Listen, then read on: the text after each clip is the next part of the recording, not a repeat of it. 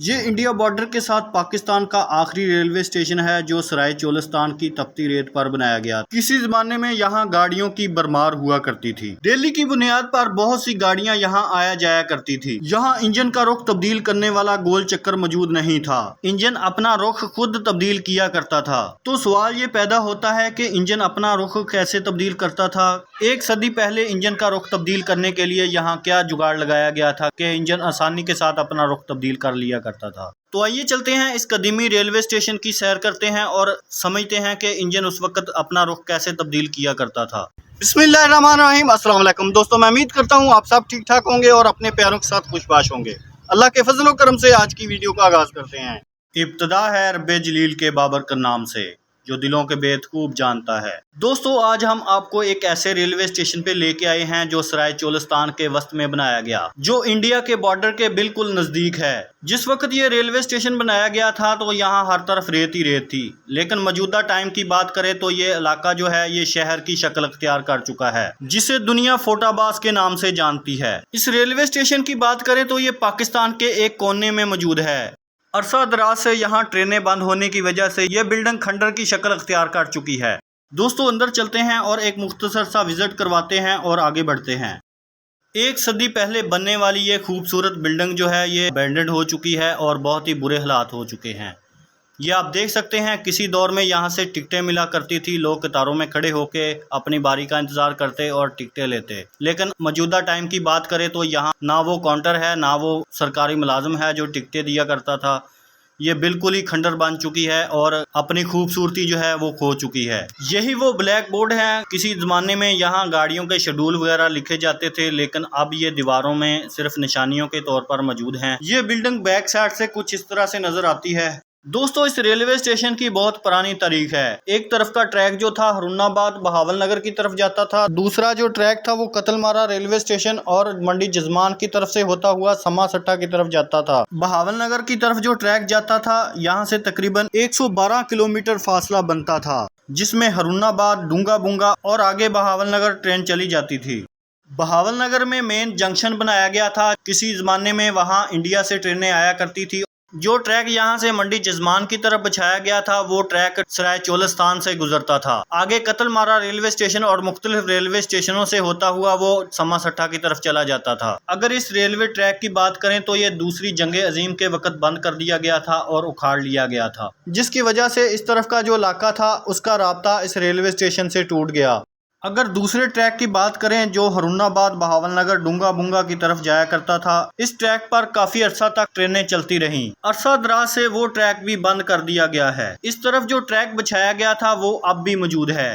दोस्तों, इस बिल्डिंग का मुख्तसर सा विजिट करवाएंगे, उसके बाद हम आगे बढ़ेंगे और इंजन का रुख तब्दील करने के लिए जो जुगाड़ लगाया गया था वो सारा सिस्टम आपको दिखाएंगे। वीडियो में एंड तक जुड़े रहना ताकि आपको पूरी समझ आ सके। ये खूबसूरत सी बिल्डिंग आपके सामने है। इसके क्या हालात हो चुके हैं, इसकी छतें गायब हो चुकी हैं, इसके जो गार्डर हैं वो लटक रहे हैं और इसके बहुत बुरे हालात हैं। ये आप देख सकते हैं, बिल्कुल ही खंडर बन चुकी है। किसी जमाने में सरकारी मुलाजिम जो था यहाँ बैठा करता था और टिकटें दिया करता था।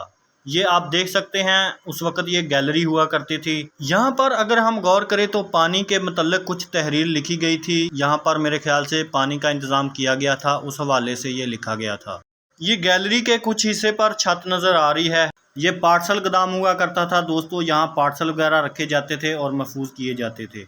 ये पार्सल गोदाम के साथ एक और रूम मौजूद है जिसकी छत गिर चुकी है। इसके पीछे एक और छोटा सा रूम मौजूद है। उसी कमरे के साथ एक अटैच वाशरूम भी मौजूद था जिसके आसार बहुत वाज़ेह नजर आ रहे हैं। दीवारों में दरारें आ चुकी हैं। अगर यहाँ पर इसके फर्श की बात करें तो यहाँ फर्श भी बहुत बेहतर हालत में मौजूद है। ये दोस्तों उस वक्त उनका वाशरूम हुआ करता था। फाइनली दोस्तों, हम इस बिल्डिंग से बाहर आ चुके हैं। बाहर से ये बिल्डिंग बहुत ही खूबसूरत नज़र आती है। उस वक्त यहाँ लगाई गई चीज़ों के कुछ आसार मौजूद हैं। मुख्तसर सा विजिट करवाते हैं और आगे बढ़ते हैं।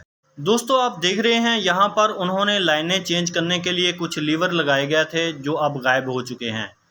ये आप देख सकते हैं, उस वक्त यहाँ मेरे ख्याल से आग बुझाने के लिए जो बाल्टियाँ रखी जाती हैं यहाँ पर मौजूद थी, लेकिन अब गायब हो चुकी हैं। ये मेरे ख्याल से पानी की टैंकी बनाई गई थी जो अब ख़त्म हो चुकी है। इसके आसार ही बाकी हैं। ये उस वक्त प्लेटफार्म हुआ करता था, यहाँ पर आके ट्रेन रुकती थी और मुसाफिर यहाँ से उतरा करते थे। जो ट्रेन यहाँ से जाने के लिए तैयार होती, इसी प्लेटफार्म से बिल्कुल इसी जगह से लोग ट्रेन पे सवार हुआ करते थे। अगर फोटाबाद शहर की बात करें तो जिला बहावलनगर की एक छोटी सी तहसील है। इस शहर को किलों का शहर भी कहा जाता है, क्योंकि इसके इर्द गिर्द बहुत ही कदीमी किले भी मौजूद हैं। किला जामगढ़, किला मीरगढ़, मरोट और इसके अलावा किला फोलड़ा भी यहाँ मौजूद है, जिसकी वीडियो हम अपने चैनल पे अपलोड कर चुके हैं। इसके बारे में मैं मज़ीद बताता चलूँ कि फोटाबाज का ये रेलवे स्टेशन पाक भारत की सरहद के बिल्कुल करीब पाकिस्तान का आखिरी रेलवे स्टेशन है। तकरीबन 25 साल पहले यहाँ ट्रेनें चलती थी, उसके बाद ये रेलवे स्टेशन बंद कर दिया गया। तब से ये रेलवे स्टेशन वीरानी की तरीखियों में डूबता चला जा रहा है। यहाँ पर जितने भी रेलवे ट्रैक बिछाए गए, ये सारे के सारे रेत के टीले पर बिछाए गए थे। जब ये रेलवे स्टेशन बनाया गया तो यहाँ रेगिस्तान हुआ करता था और हर तरफ रेत ही रेत होती थी। बताया जाता है कि सबसे पहले यहाँ स्टीम इंजन चलते थे। यहाँ पर मौजूद रेत के टीलों पर प्लेटफार्म बनाया गया था और उसे बतौर प्लेटफार्म इस्तेमाल किया जाता था। दोस्तों, क्या आप जानते हैं कि ये रेलवे ट्रैक जो बिछाया गया था, इसका सारा खर्च जो था नवाब ऑफ बहावलपुर ने अपनी जेब से किया था। इसलिए इस ट्रैक को दरबार लाइन भी कहा जाता है। अगर इस पूरे इलाके की बात करें तो यहाँ पर ये वाहिद ट्रैक था जो तजारत का वाहिद जरिया था और मुसाफिरों की सवारी के लिए एक जरिया था। फोटाबाज और बहावलनगर के दरमियान तकरीबन 112 किलोमीटर तवील रेलवे लाइन 1928 में बिछाई गई, जिसकी वजह से रास्ते में आने वाले मुख्तलिफ शहरों में कई गल्ला मंडियां कायम की गई और ये इलाका तरक्की की राह पर गामजन हुआ। नवाब बहावलपुर का अवाम को तोहफा किसी नेमत से कम नहीं था। काफी सालों तक तरक्की का ये सफर चलता रहा। अगर मौजूदा टाइम की बात करें तो काफी साल पहले ये तरक्की का सूरज जो है गरूब हो चुका है। दोस्तों, चलते हैं उस जगह पे यहाँ से इंजन अपना रुख तब्दील किया करता था। यहाँ पर हमें कुछ लीवर नजर आ रहे हैं, यहाँ से ये ट्रैक चेंज किए जाते थे। सामने 2 ट्रैक नजर आ रहे हैं, इसके साथ एक और ट्रैक मौजूद है। ये साथ ही सीधे हाथ आपको एक और ट्रैक नजर आ रहा है। यहाँ हरुणाबाद से आने वाला जो इंजन होता था, यहाँ से रिवर्स होता, बिल्कुल इसी जगह से कांटा चेंज किया जाता और सामने आपको एक डिवाइड होता हुआ ट्रैक नजर आ रहा है। सामने रेलवे स्टेशन से ट्रैक आ रहा है, उसके साथ ही ये ट्रैक मौजूद है जो दूसरी तरफ जा रहा है।